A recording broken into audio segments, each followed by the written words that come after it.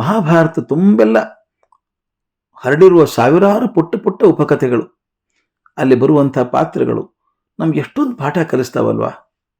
ಕಲಿಯೋ ಮನಸ್ಸಿದ್ದವರಿಗೆ ಬೇಕಾದಷ್ಟು ಪಾಠಗಳನ್ನ ಕಲಿಸ್ತವೆ. ಇದೊಂದು ಸಣ್ಣ ಘಟನೆ. ಕುರುಕ್ಷೇತ್ರದ ಯುದ್ಧ ಮುಗಿದಿದೆ. ಲಕ್ಷಾಂತರ ಜನರ ಹೆಣಗಳ ಮೇಲೆ, ದುಃಖದ ಕೊರಗಿನ ನೋವಿನ ಬಟ್ಟೆ ಮುಚ್ಚಿದಂಥ ಸಿಂಹಾಸನ ಮೇಲೆ ಧರ್ಮರಾಜನ ಆಡಳಿತ ಪ್ರತಿಷ್ಠಾಪನೆ ಆಗಿದೆ. ಒದ್ದಾಡಿ ಹೋಗ್ತಾನೆ ಧರ್ಮರಾಜ. ಏನಿದೆ ಇಲ್ಲಿ? ಒಬ್ಬ ತರುಣ ಕಾಣಿಸಲ್ಲ, ಬರೀ ವಿಧವೆಯರು ಕಾಣಿಸ್ತಾರೆ. ಎಲ್ಲಿ ನೋಡಿದಲ್ಲಿ ಹೆಣ, ದುಃಖ.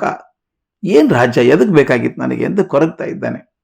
ಅವನಿಗೆ ಧೈರ್ಯ ಹೇಳಿ ಕೃಷ್ಣ ದ್ವಾರಕೆಗೆ ಹೊರಟಿದ್ದಾನೆ. ದಾರಿಯಲ್ಲಿ ಒಬ್ಬ ಋಷಿ ಸಿಗ್ತಾನೆ.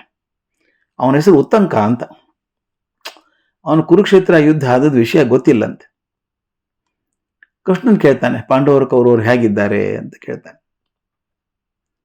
ಕೃಷ್ಣ ಹೇಳ್ತಾನೆ, ಇದುವರೆಗೆ ಏನೇನು ಯುದ್ಧ ಆಯಿತು 18 ದಿವಸದಲ್ಲಿ, ಆ ರಣಚಂಡಿ ಔತಣ ಆದಂಗಾಯ್ತು.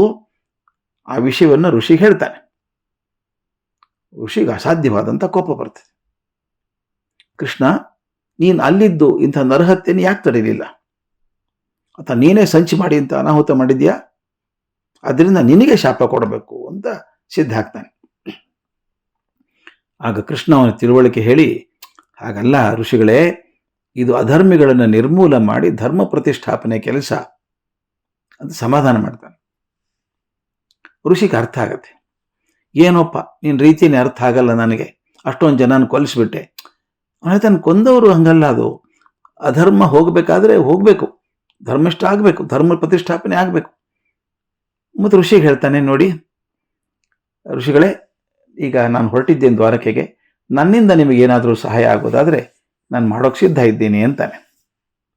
ಋಷಿ ತನಗೆ ಈಗೇನು ಬೇಕಾಗಿಲ್ಲ, ಅದ್ರ ಮುಂದೆ ಹೋದಾಗ ಕುಡಿಯೋಕೆ ನೀರು ಬೇಕಾದ್ರೆ ಅಥವಾ ಏನಾದರೂ ತೊಂದರೆ ಇದ್ದರೆ ನೀನು ನೆನೆಸ್ಕೋಬೇಕು ಅಂತ ಕೇಳ್ತೀನಿ ಅಂತ.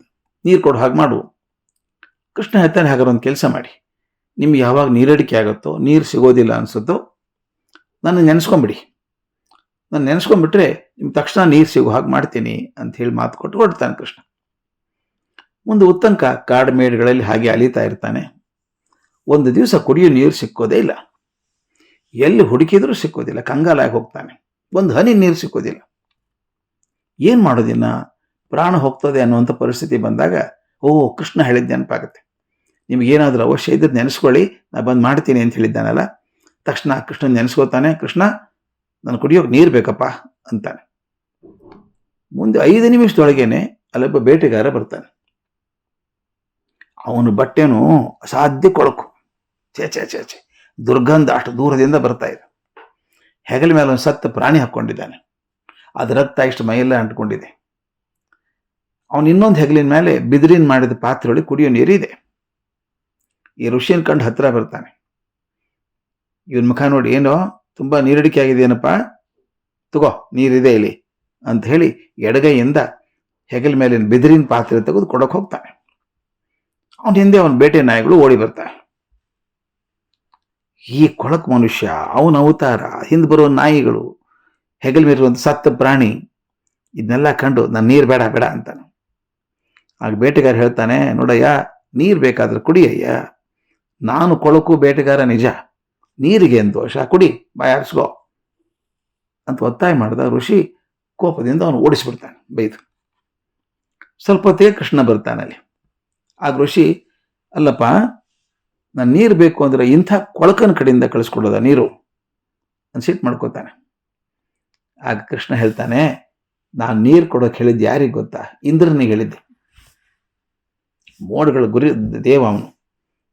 ಅವನೇನು ಮಾಡಿದ, ಈ ಋಷಿ ನಿಜವಾಗೂ ಜ್ಞಾನಿ ಹೌದಲ್ಲೋ ಅಂತ ಪರೀಕ್ಷೆ ಮಾಡ್ತೀನಿ ಅಂದ.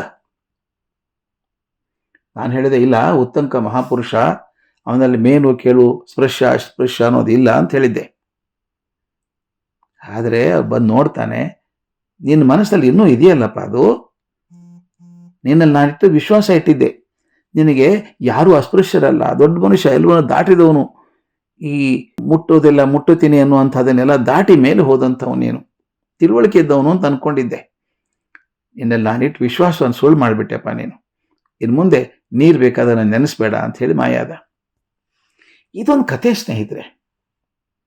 ಆದರೆ ಆ ಕಾಲದಲ್ಲೇ ಅಸ್ಪೃಶ್ಯತೆಯನ್ನು ತಿರಸ್ಕಾರ ಮಾಡಿದಂಥ ಕಥೆ ಅದು. ಕೃಷ್ಣ ಹೇಳ್ತಾನೆ, ಇವರು ಸ್ಪೃಶ್ಯರು, ಇವರು ಅಸ್ಪೃಶ್ಯರು, ಇವರು ದಲಿತರು ಅಂತ ಅನ್ನೋಂಗಿಲ್ಲ, ಎಲ್ಲರೂ ಮನುಷ್ಯರು ಮಾತ್ರ ಅಂತ ಕೃಷ್ಣ ಹೇಳಿದ್ದ ಅವಾಗ.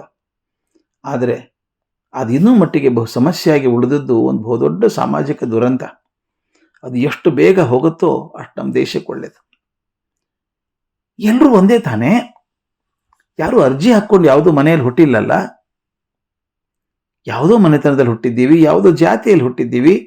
ಅದು ನನ್ನನ್ನು ಹೇಗೆ ಮಾಡುತ್ತೆ, ನನ್ನ ದೂರಿಂದ ಹೊರಗೆ ಹೆಂಗಿಡುತ್ತೆ? ನನ್ನ ತಪ್ಪೇನಿದೆ ಅದರೊಳಗೆ? ಇದೊಂದು ಅರ್ಥ ಆದರೆ ಸಾಕು. ನನ್ನ ಮೈಯಲ್ಲಿರೋದು, ಎಲ್ಲರ ಮೈಯಲ್ಲಿರೋದು ಅದೇ ರಕ್ತ. ನನಗೂ ನೋವಾದರೂ ಅಳ್ತೇನೆ, ಅವರು ನೋವಾದರೂ ಅಳ್ತಾರೆ. ನನಗೂ ಸಂತೋಷ ಆದ್ರೆ ನಗ್ತೇನೆ, ಅವರು ನಗ್ತಾರೆ. ಎಲ್ಲರೂ ಒಂದೇ ಅಂತ ಅನ್ನುವಂಥ ಕಲ್ಪನೆ ಯಾಕೆ ಬರ್ತಾ ಇಲ್ಲ ನಮಗೇನು? ನನಗೊಂದು ಕೈ ಮುಗಿದು ಬೇಡ್ಕೋಬೇಕು ತರುಣರಿಗೆ, ಇದುವರೆಗೂ ಆಗಲಾರದ್ದನ್ನು ನೀವು ಮಾಡಬೇಕು.